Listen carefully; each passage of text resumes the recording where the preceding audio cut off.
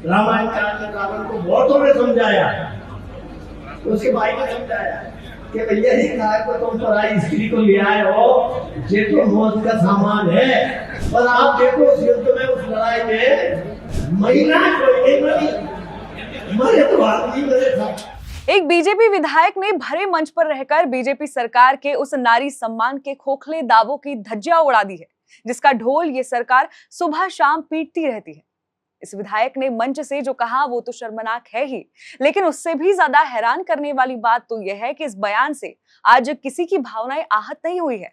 ना ही किसी तथाकथित हिंदू संगठन ने सड़क पर उतरकर बवाल काटा है, और ना ही किसी गोदी मीडिया टीवी चैनल पर शाम 5 बजे एंकर चिल्लाए हैं, और ना ही बीजेपी में बैठे किसी बड़े मंत्री या नेता के अंदर इतनी हिम्मत जागी है कि वो गलत को खुलकर गलत बोल सके। सबके सब साफ सूंघ कर बैठे हैं, लेकिन हम खामोश नहीं रहेंगे। आज इसी दोहरे मापदंड पर बात करेंगे। नमस्कार, मैं हूं विदिशा और आप देख रहे हैं नई परख।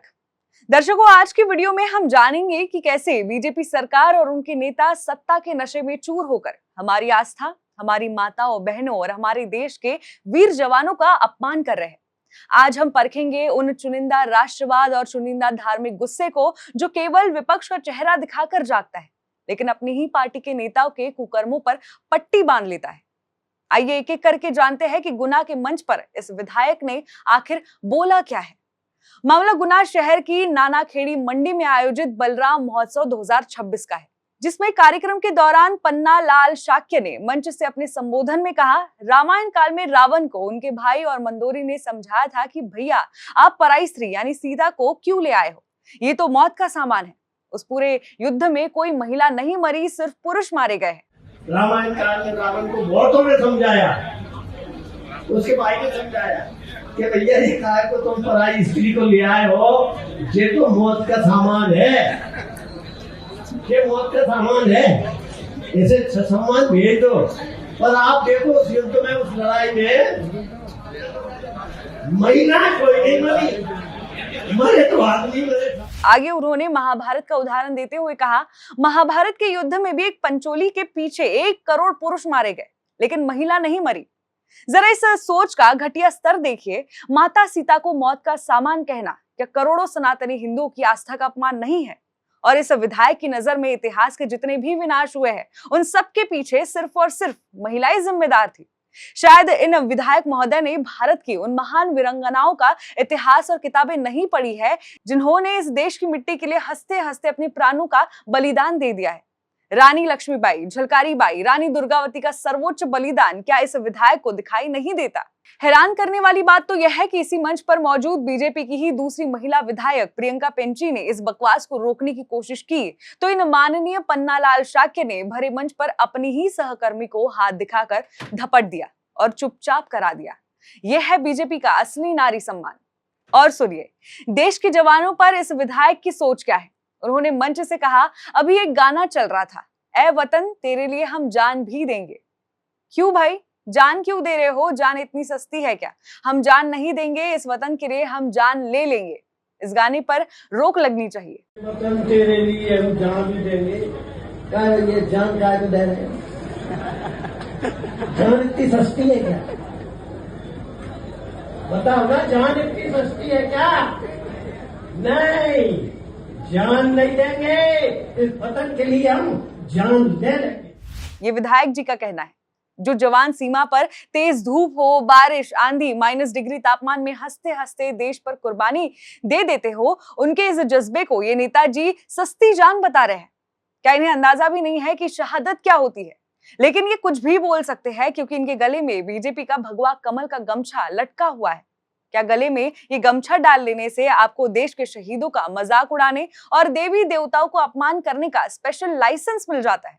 लेकिन दर्शकों, अभी जरा चुनाव नजदीक आने दीजिए। यही पन्नालाल शाक्य और इनके जैसे तमाम बीजेपी नेता कल को अपनी इसी बदजुबानी को भूलकर इन्हीं महिलाओं के सम्मान में हाथ जोड़कर खड़े हो जाएंगे, पैरों में गिर गिर कर वोट मांगेंगे। इनके लिए रातों रात नई नई सरकारी योजनाओं और स्कीमों के जाल बुनाए जाएंगे ताकि किसी तरह सत्ता की कुर्सी बची रहे।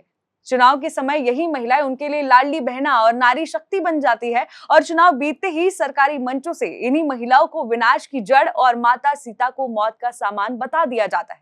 सत्ता के लिए ऐसे गिरगिट जैसे रंग बदलना कोई इन बीजेपी नेताओं से सीखे। क्या देश की महिलाएं और मध्य प्रदेश की जनता इनके इस पाखंड को समझ रही है? अब बात करते हैं देश के उन स्वघोषित धर्म के ठेकेदारों की, जिनकी भावनाएं बात बात पर आहत हो जाती है। जरा सोचिए, अगर ऐसे ही बयान किसी विपक्ष की पार्टी के नेता ने दिया होता तो अब तक क्या क्या नहीं हो चुका होता।